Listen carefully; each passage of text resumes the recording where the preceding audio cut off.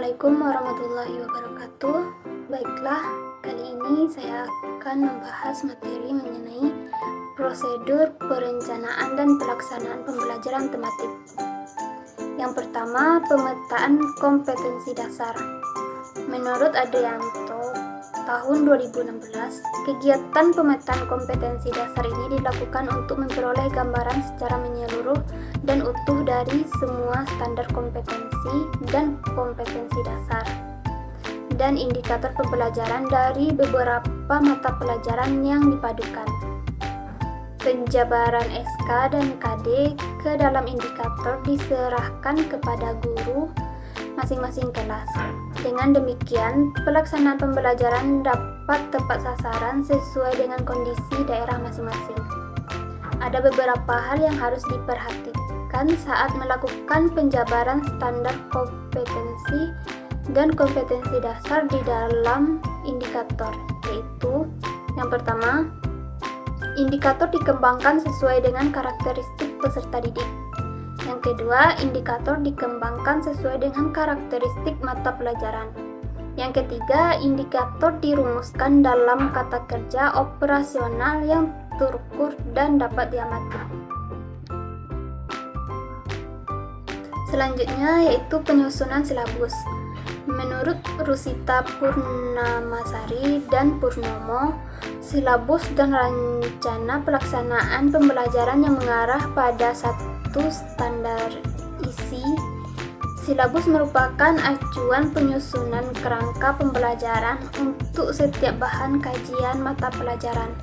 Adapun komponen dari silabus yaitu yang pertama, identitas suatu mata pelajaran, kedua, identitas sekolah, ketiga, kompetensi inti, keempat, kompetensi dasar, kelima, tema, keenam, materi pokok, ketujuh, langkah-langkah pembelajaran, kedelapan, penilaian, kesembilan, alokasi waktu, yang kesepuluh yaitu sumber belajar.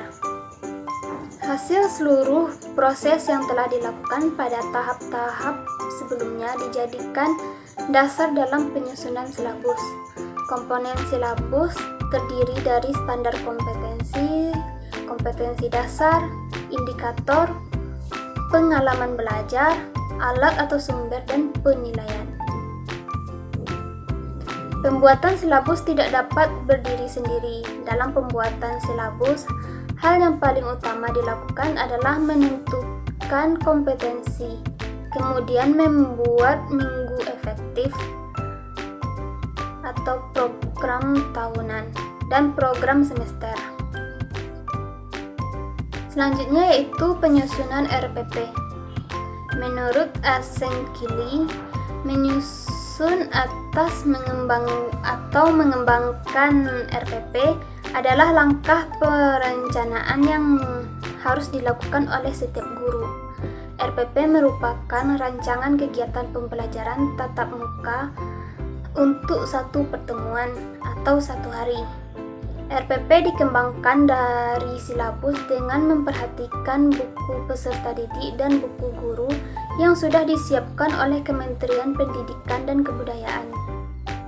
Adapun tahapan pengembangan RPP pembelajaran tematik yaitu yang pertama, memilah dan memilih kompetensi dasar mata pelajaran pada silabus yang dapat dipadukan dalam tema tertentu untuk satu hari. Kedua, memilah dan memilih kegiatan-kegiatan di dalam silabus yang sesuai dengan KD.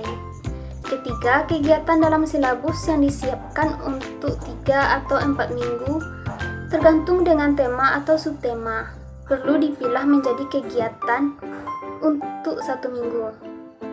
Kemudian dipilah dan dipilih lagi untuk kegiatan 1 hari. Yang keempat, pada kegiatan memilah dan memilih silabus, guru perlu memperhatikan keterkaitan antara berbagai kegiatan dari beberapa mata pelajaran yang akan diintegrasikan sehingga pembelajaran berlangsung sesuai dengan alur. Yang kelima, menentukan indikator pencapaian. Kompetensi berdasarkan kegiatan di silabus yang sudah dipilih.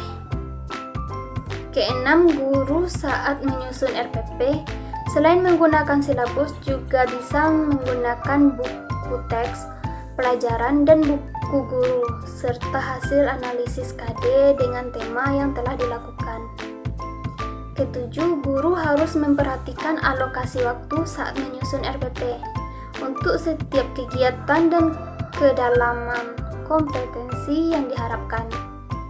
Kedelapan, apabila kompetensi yang akan diberikan dalam satu tema memerlukan kemampuan prasyarat yang belum pernah diajarkan, guru perlu mengajarkan kompetensi prasyarat terlebih dahulu.